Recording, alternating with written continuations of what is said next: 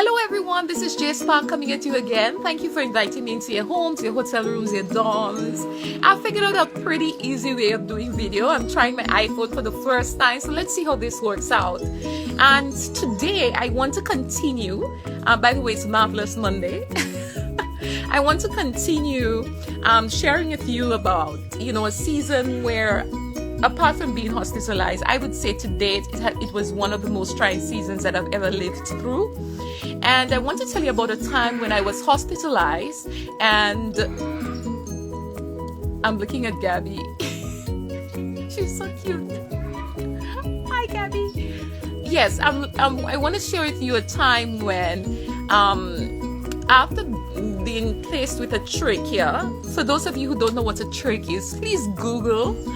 Going into explain it would take too much time, but it's basically a device that's attached through this area of the neck to help a patient breathe. So I was given a trach because apparently the tumor was so large, the doctors were fearful that it might grow backward and then one day just choke me. And what happens is that to keep the trach clear, a humidifier is attached to the trach so that it keeps the area moist and no hardening of any mucus or anything. And one day the tech that was supposed to hook me up with the humidifier apparently forgot, and I slept through, and it had the dry air had just sort of dried up the air passage, so whatever was there was lodged and stuck. So after calling for the nurses, and the nurses trying to figure out what was happening, and the doctors came, they tried to figure out, poking around and syringing and everything, and nothing was happening. Everybody left the room. All the doctors and nurses, would you believe? Now in the Caribbean, there's just something attached, some suspicion attached to when nurses and doctors just leave the room and leave me. I was like, I feel like they either left me there to die or fend for myself. And instantly I started calling upon the name of the Lord. I started calling upon this mighty creator. I'm like, you need to send me an angel. No, like seriously, you need to send me an angel. Look, I'm dying. I'm here in New Jersey. I'm dying. I could hardly breathe. I feel the whole my breathing space just getting smaller and smaller. And I'm like crying out to God. I'm like, send me an angel, God, send me an angel. And trust me, it was not funny at the time to have a huge tumor in your jawbone and you can't breathe. Trust me, it was not funny. Thank God, by the grace of God, I can look back now and smile about it. But I mean, as with many problems in life, when we go through it, it's not a laughing matter. But when we look back, sometimes we could find a humor in it. And lo and behold, I just see this small, this slim lady walk in, and she's like, she comes in there with another friend or colleague, and she says, are you Johanna? And I'm like, yes, I'm Johanna. I'm like, who are you? She's like, you don't know me. What's wrong with you? Like, I'm like, I can't breathe. So she says, you know what?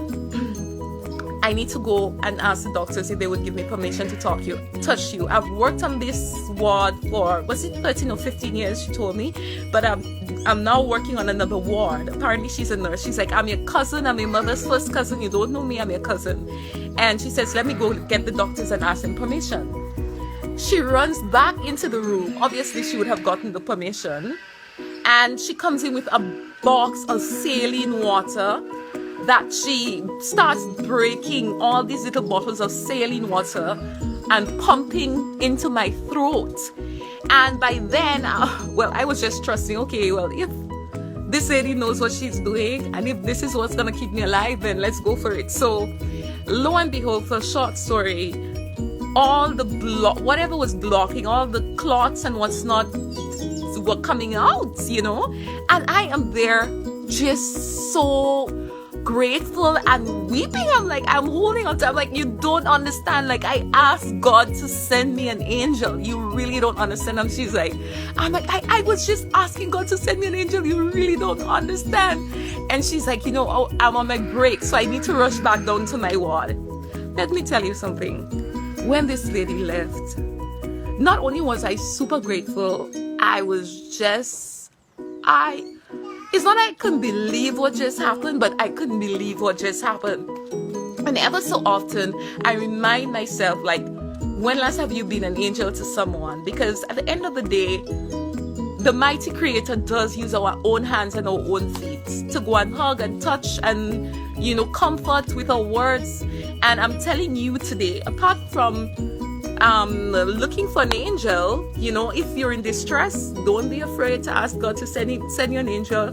But in that said, also be reminded ever so often to be an angel to someone. Okay guys, I'm gonna end this video here now. Thank you for looking on. Yeah, I sweat on top of my my top lip. I don't know what that means. And thank you for clicking in again. See you next week. Bye.